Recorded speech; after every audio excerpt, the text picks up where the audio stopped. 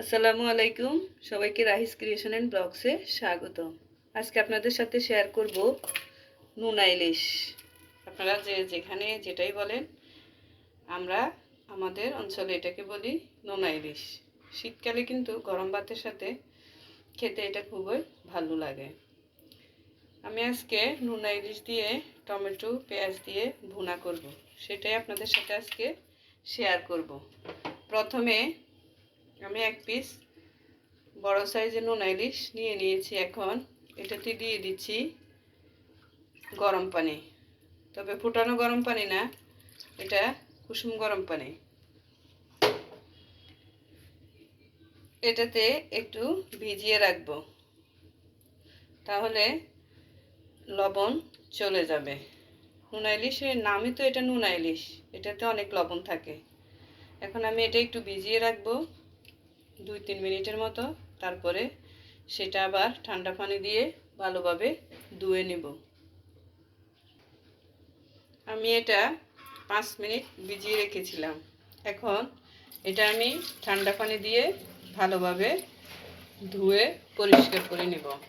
এরপর আমি এটা ভালোভাবে ছোট ছোট টুকরো করে কেটে নেব।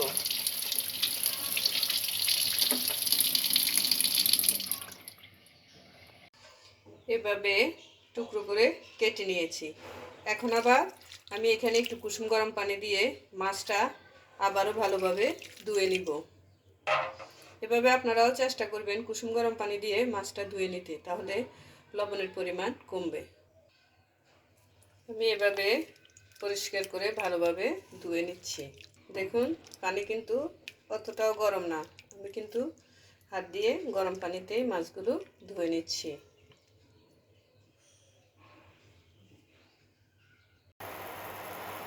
চুলাতে ফ্রাই প্যান বসিয়ে দিয়েছি। এখন দিয়ে দিচ্ছি সরিষার তেল।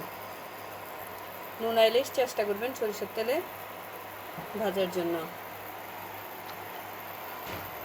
তেল গরম হলে আমি এখানে মাছ দিয়ে দিব।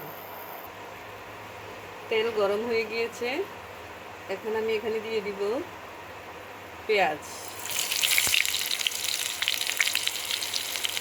আমি এখানে 1 কাপের মতো পেঁয়াজ দিয়ে দিয়েছি। পেঁয়াজটা একটু ভেজে নেব।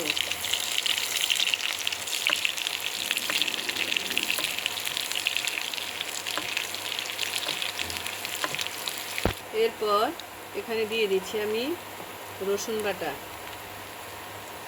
রসুন বাটা দিলাম এখানে 1 চা চামচ। এরপরে দিব আদা বাটা। আদা বাটা দিব 1/2 চা চামচ। সেটাও পেঁয়াজের সাথে মিলিয়ে নিব।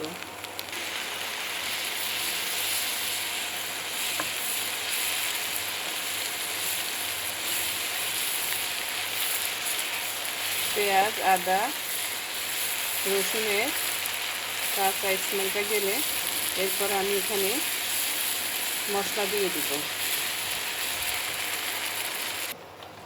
এবার এখানে দিয়ে দিচ্ছি আমি মশলা। এখানে আমি দিয়েছি 1 চা চামচ মরিচের গুঁড়া, আধা চা চামচ হলুদের গুঁড়ো এবং 1 চা চামচ মশলা। আপনারাও চেষ্টা করবেন এভাবে মশলাটা আগে থেকে পানিতে গুলিয়ে নিতে, তাহলে আমরা এখানে বাটা মশলার টেস্টটা পাবো। বাটা মশলায় কিন্তু বেশি টেস্টি হয়।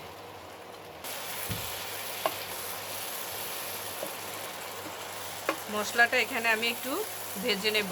এরপরে দিয়ে দিব মাছ। এখানে কিন্তু আমি লবণ দেই নাই, আপনারাও লবণটা বুঝে দিবেন, কারণ এটার নামই হচ্ছে নোনা ইলিশ। লবণ দিবেন না, রান্না হওয়ার পর দেখবেন লবণ লাগে কিনা।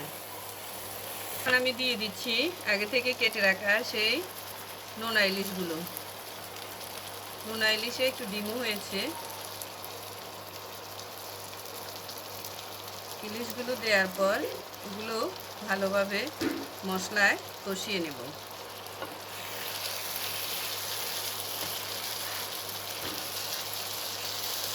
এভাবে মশলার সাথে যাতে এগুলো মিলে যায় সেটা দেখব।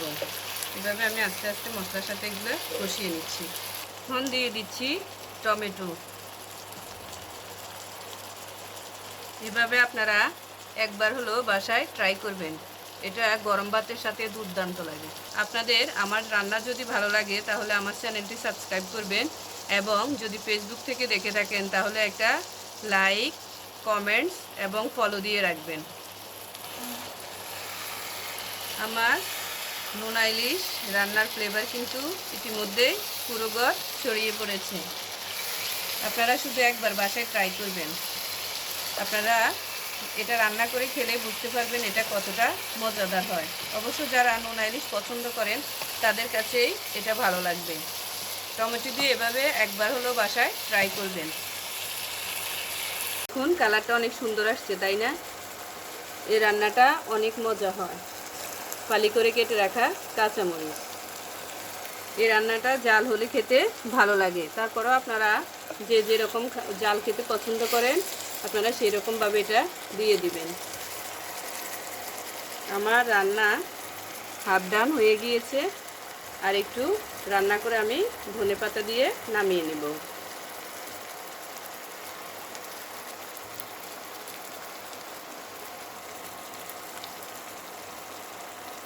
আমার রান্না কমপ্লিট। এখন আমি এখানে ধনেপাতা দিয়ে দিব।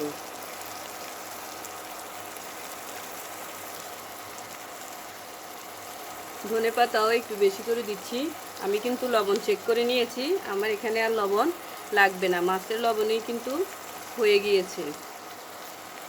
আপনারাও রান্নায় লবণ দিবেন না, লবণ দিলে কিন্তু সেটা খেতে ততটা ভালো লাগবে না। অতিরিক্ত লবণের কারণে রান্নাটাই নষ্ট হয়ে যাবে।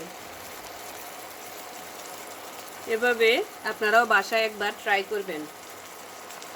আর যদি রান্না ভালো লাগে আমাদের সাথেই থাকবেন। রান্না ডান। সবাই ভালো থাকবেন। আল্লাহ হাফেজ।